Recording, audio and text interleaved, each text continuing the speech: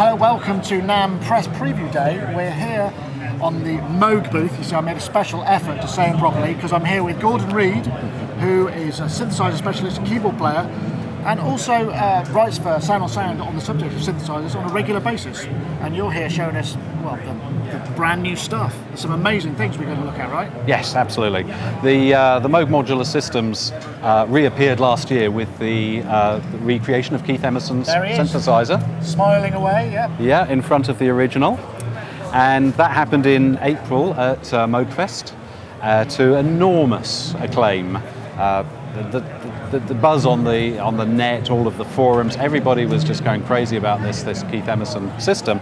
But of course it's huge, it's out of the reach of mere mortals, and it's a recreation of a very specific synthesizer, a one-man synthesizer. So knowing that there are a lot of people out there like me who maybe first heard synths in their early teens, just have this wonderment about Moog synthesizers, particularly the large modulars, it was possibly inevitable that they would take the technology that they used to develop Keith's cloned synthesizers. Yeah, if you're going to go to all that effort, you may as well. Keep the drawings, a couple of schematics. Exactly. And again, for the last 8 or 9 months, there's been this discussion on the web, this buzz.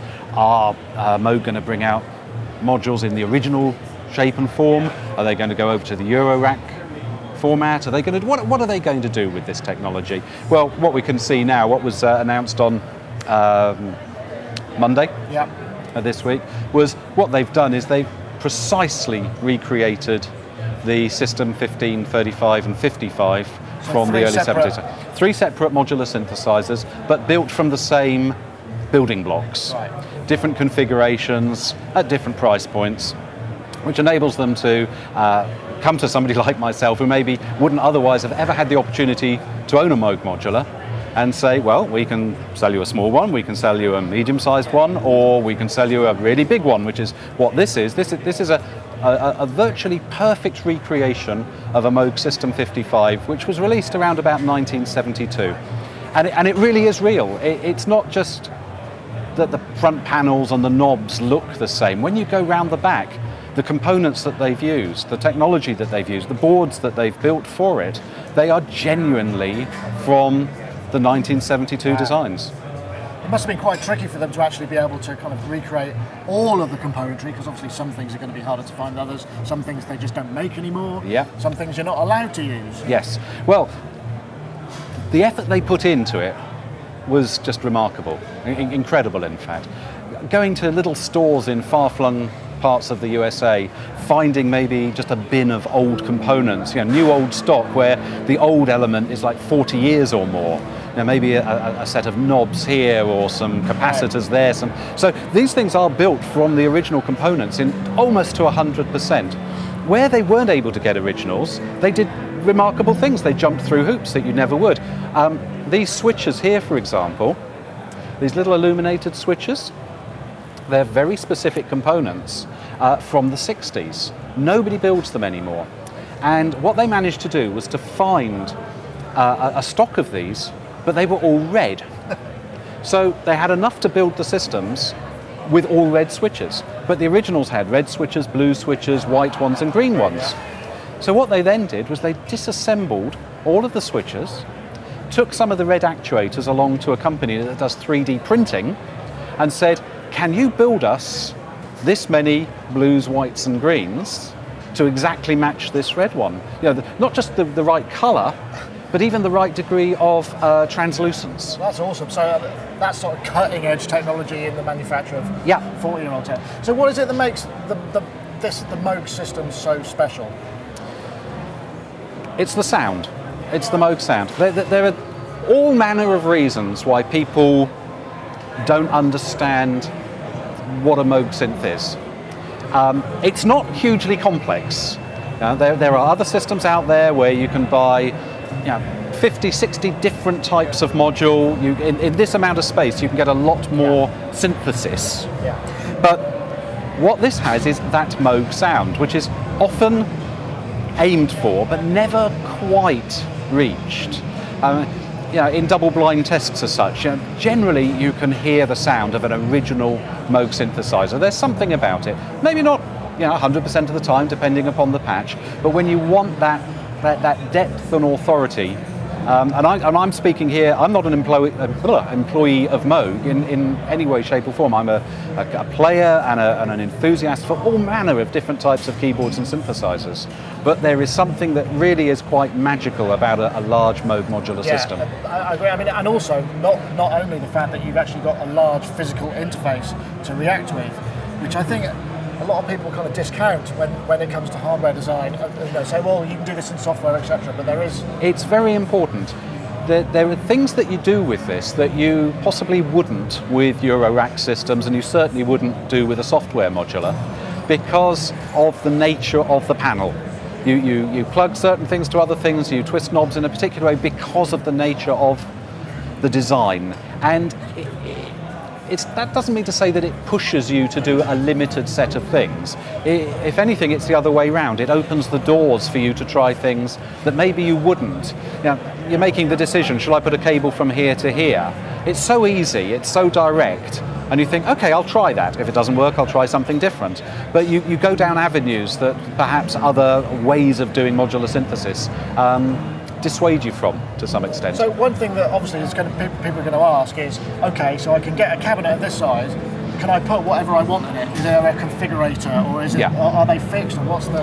Well, in principle, you can put any Moog modules into a Moog modular synthesizer. So if you were to go out to the second-hand market and buy a whole bunch of modules and find a cabinet and whatever, you could build a system to your specification, which of course is what people did back in the 60s and 70s. For the 3 synths that have been released this week, they are exact recreations of the standard configurations. Right. So if you buy the System 15, you get the standard configuration of System 15, and likewise for 35 and 55. Whether they'll later on make individual modules available, or say, well, we can remove this and give you 2 more of those or something, that I don't think that's been decided. Certainly they've made no announcement about it at this stage. But again, I suppose you could extrapolate, well, they made the Emerson system, which meant they could do this. Now they made this, then it would make sense to be able to go, well, can I have one of those? Yeah, maybe. I think from an end user's point of view, it would certainly make sense. I wouldn't be at all surprised if there weren't reasons from a manufacturer's point of view why maybe that would give them pause for thought. One thing, for example, just being technical support. Right. If you've got 3 standard systems out there, it's quite easy to help people. If you've got to then start saying, well, how many of these filters or those filters or these oscillators or those oscillators, it all gets a little bit more difficult. And I suppose the thing is, technical support is going to be an issue because you're paying, this is a premium instrument. It's not something that they're trying to make cheaply or to cut costs. It's a faithful integration. No, and in fact, I think cheaply is the one word that's completely off the menu. It costs a lot of money, but the engineering of it, as you can probably see even from this interview, the engineering of it, the precision of it, it really is a cut above. So one thing I was quite curious about, and I know we discussed this previously, was the notion of a driven Moog filter. Yes. Now, I may be misinformed, but I understood that it was almost a byproduct rather than necessarily a design aspect. And is this something that happens on this system as well, that you can drive or not drive the filters? I mean, how does that work?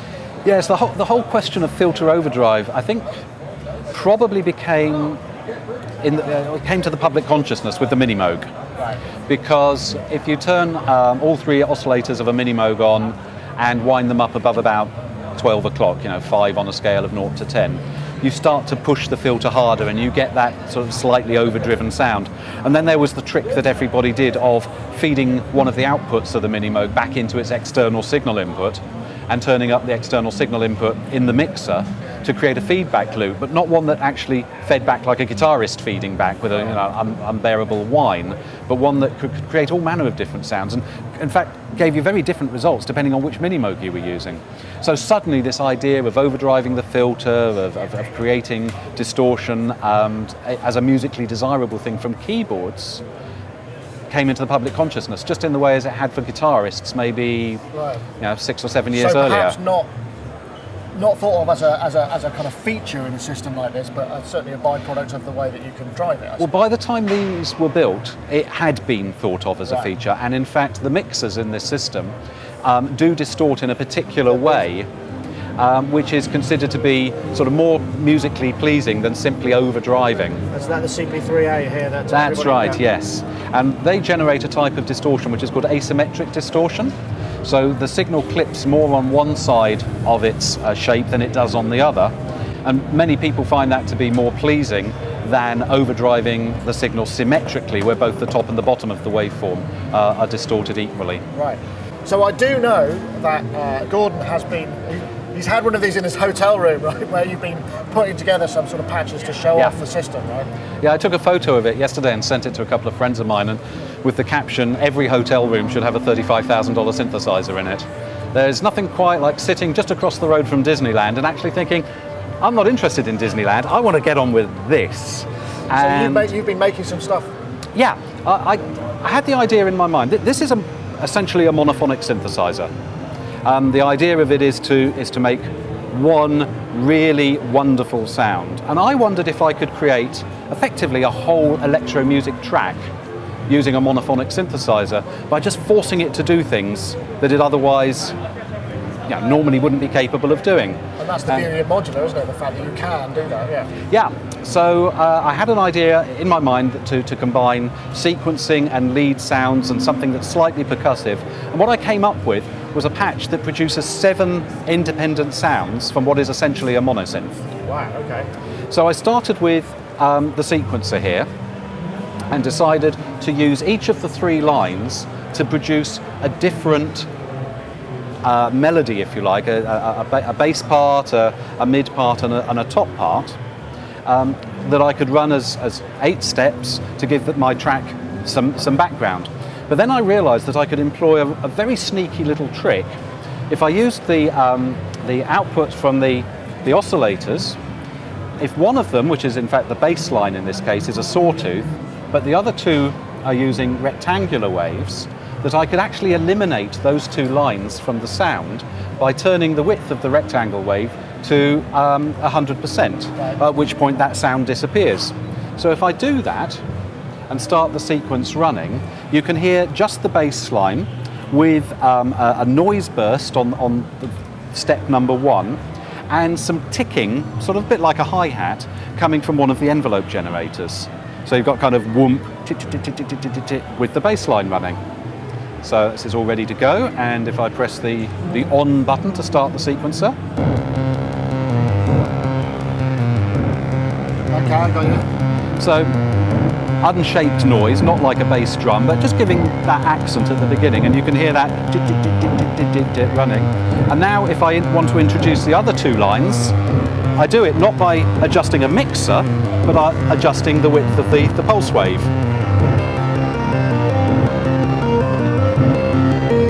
And then I can even introduce pulse width modulation just to fatten the sound up slightly. So this cabinet here, this main cabinet, this is the, which system is this? This is a System 55. Right, okay. So what I was doing there was using what they call the sequential controller, which is the sequencer, to drive these 3 oscillators on the far end, which are being controlled by this oscillator driver. And the sound of those 3 are going through this low-pass filter.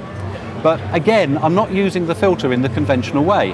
I'm actually using it to control the loudness of the sequenced part, because when I then start playing the line, rather than the sequence being buried, the filter opens slightly and it gets a little bit louder. So you can have it sort of back when there's no melody line occurring. Right. And as soon as you start playing, the whole thing comes up again. It's almost like using a dynamics processor, treating the filter in that way. I noticed we've also got a couple of keyboards here. Are these reissued as well? Obviously you need a keyboard to drive the system. And in fact I needed 2 of them to drive this patch, because I wanted to control the pitch of the sequence, so effectively to change chords, and another one to play the melody line on top of. So these keyboards are being reissued. They're $800, I understand, when they become available.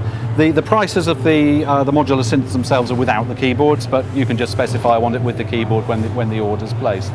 So if I show you what this one is doing, I'll run the sequence again, take it out of stop, press on. So that's sequencing away happily. And just to shift it, I'll move it up. What a Giorgio. We're straight into classic 70s electro music territory.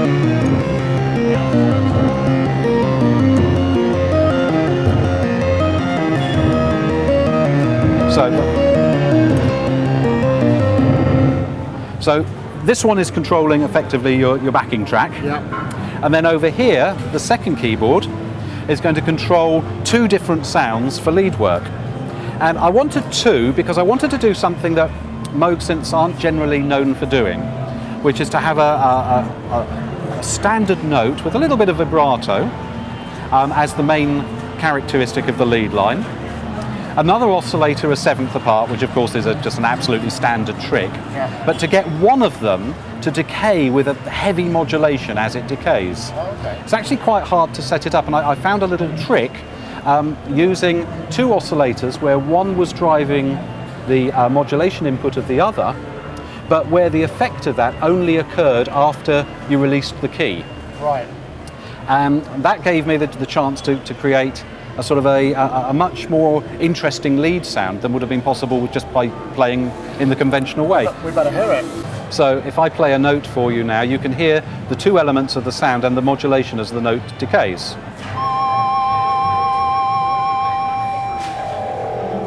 Right.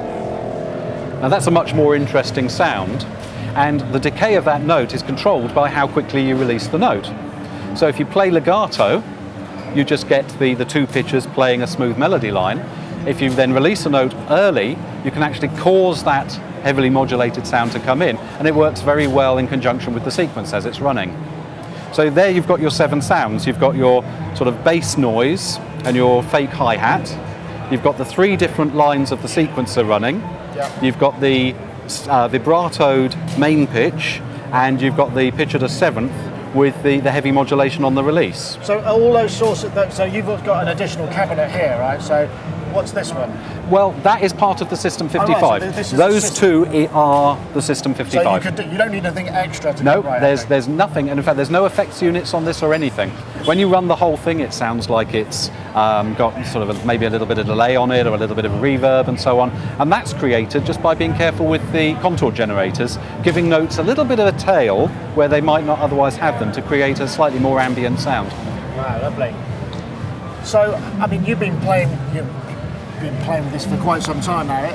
Have you found that there's things that you just think, I can't do this in any other way? I mean, that's the thing about, I guess, the Moog system, right? I don't think there's anything that you can't do any other way. Right. But there are things that you can't do so elegantly and that don't sound as nice any other way. I see what you're saying. So we should probably maybe listen to the patch and then... Have a listen to the whole thing. So I'm going to start the sequence with just the bass line running. And now if we come to the other end of the synthesizer, I'll bring in the other 2 lines. Add some PWM. And now I'm ready to play.